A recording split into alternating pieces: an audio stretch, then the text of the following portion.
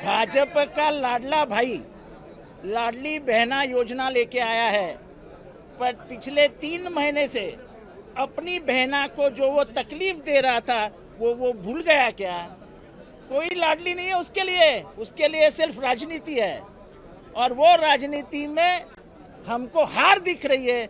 जीत मिलाने के लिए ये पत्ते फेंके गए हैं। अगर ऐसा नहीं होता तो ये नहीं कहते कि हम उच्च स्तरीय समिति ला रहे हैं सुसूत्रीकरण और मूल्यमापन के लिए। सुसूत्रीकरण और मूल्यमापन को नजरअंदाज करते ये अर्थसंकल्प लाया गया है।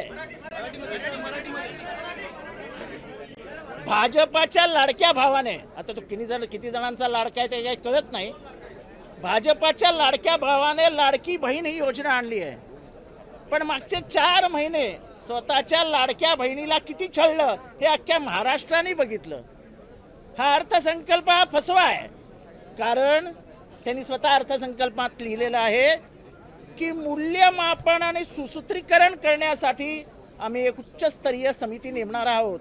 म्हणजे मूल्यमापन न करता सुसूत्रीकरण न करता हा अर्थसंकल्प आणलाय। आता जे काय करायचंय ती समिती करेल असं उत्तर द्यायला हे मोकळे होतील। एबीपी माझा, उघडा डोळे बघा नीट।